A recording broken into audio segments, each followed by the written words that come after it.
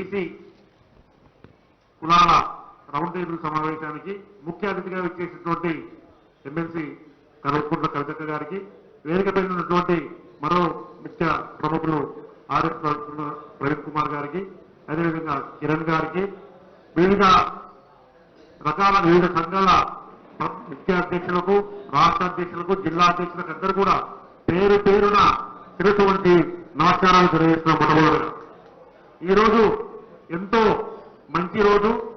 కవితక్క గారు ఏదైతే బీసీ కులాలను ఐక్యం చేయాలి, బీసీలకు జరుగుతున్నటువంటి అన్యాయానికి వాళ్ళను గురికాకుండా చూడాలనే ఉద్దేశంతో బీసీ నినాదంతో రాష్ట్రం మొత్తం చేపట్టినటువంటి కార్యక్రమానికి సంపూర్ణంగా మా నాగర్ కర్నూలు జిల్లా తరఫున కూడా మేమందరం కూడా సంపూర్ణంగా మద్దతు తెలియజేస్తున్నాం. ఏదైతే మన కేసీఆర్ గారి నాయకత్వంలో తెలంగాణ రాష్ట్రం రాదనుకున్నటువంటి తెలంగాణ రాష్ట్రాన్ని ఎట్లయితే సాధించి పెట్టి తెలంగాణ రాష్ట్రం వచ్చిన తర్వాత బీసీ కులాలన్నీ కూడా బాగుపడ్డాయి, బడుగు బలహీన వర్గాల కులాలన్నీ కూడా ఖచ్చితంగా బాగుపడ్డాయని మనందరికీ కూడా తెలుసు. ఎందుకంటే మనము తెలంగాణ రాష్ట్రం వచ్చిన తర్వాత బంగారు తెలంగాణ అంటే ఏదో బంగారుతోని తెలంగాణ అయిపోతుందని కాదు. గ్రామీణ ఆర్థిక వ్యవస్థ బాగుపడితే, తెలంగాణ రాష్ట్రంలో గ్రామీణ ఆర్థిక వ్యవస్థ బాగుపడితే తద్వారా ఆర్థిక స్తోమత రాష్ట్రాన్ని పెరిగి రాష్ట్రం ద్వారా అనేక పనులు చేపట్టి ఆ విధంగా ముందుకు పోతుంది తెలంగాణ రాష్ట్రం ఉద్దేశంతో కేసీఆర్ గారి నాయకత్వంలో ఒక మన యాదవ జాతికి దాదాపుగా 10,000 కోట్ల రూపాయలు కేటాయించి గొడవలను ప్రతిపాదించడు. అదేవిధంగా ముదిరాజులకు సేవలు, అదేవిధంగా గీతాకారులకు కళ్ళు తీసుకునే విధంగా ఎన్నో మంచి పథకాలను సాధించి తెలంగాణ ఆర్థిక వ్యవస్థను పరిపూర్తి చేసి తద్వారా తెలంగాణ రాష్ట్రాన్ని ముందుకు తీసుకుపోయాడు.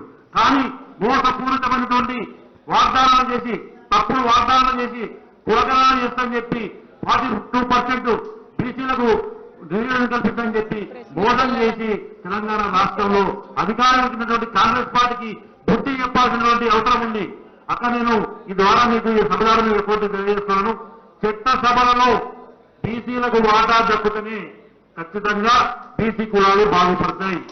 ఆ పార్టీలను చట్టసభలో ఎవరైతే బీసీ కులాలకు ప్రాతినిధ్యం వచ్చే విధంగా కొట్లాడతారో బీసీ కులాలు కూడా ఆ పార్టీని అప్పులు చేసుకున్నారని నేను గ్రహిస్తున్నానట. ఎందుకంటే తెలుగుదేశం పార్టీ వచ్చిన తర్వాత ఎన్టీఆర్ గారి నాయకత్వంలో బీసీలు అందరూ కూడా తెలుగుదేశం పార్టీని మా పార్టీ అనుకున్నారు. తెలుగుదేశం పార్టీని మా పార్టీ అనుకుని మా యొక్క మహబూబ్నగర్ జిల్లాలోనే దాదాపుగా 5-6 మంది బీసీ ఎమ్మెల్యేలు గెలుస్తుంది ఎప్పుడు కూడా. దాని తర్వాత ఒక టీఆర్ఎస్ పార్టీలోనే ఇప్పుడు ఉన్నటువంటి టీఆర్ఎస్ పార్టీలో 2-3 ఎమ్మెల్యేలు, మిగతా కాంగ్రెస్ పార్టీ కానీ బీజేపీ పార్టీ కానీ ఎప్పుడు కూడా బీసీలకు అవకాశం ఇస్తలేదు. అందుకనే మీరు ఏదైతే ఇప్పుడు ఈ యొక్క కులగణన కావచ్చు, లేకపోతే 42% రిజర్వేషన్ కావచ్చు, లేకపోతే రాష్ట్రంలో బీసీ ఉనికిని కాపాడాలనే ఉద్దేశంతో ఏదైతే చేస్తున్నారో రేపు మీ యొక్క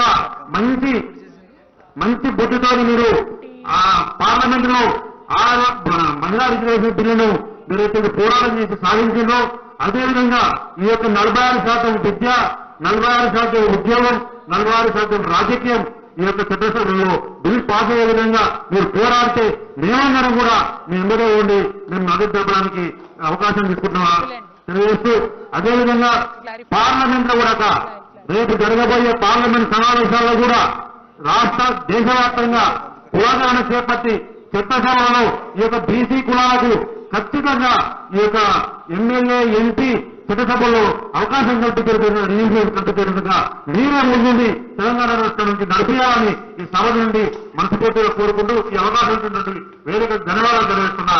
జై తెలంగాణ, జై బీసీ, జై కవితక్క.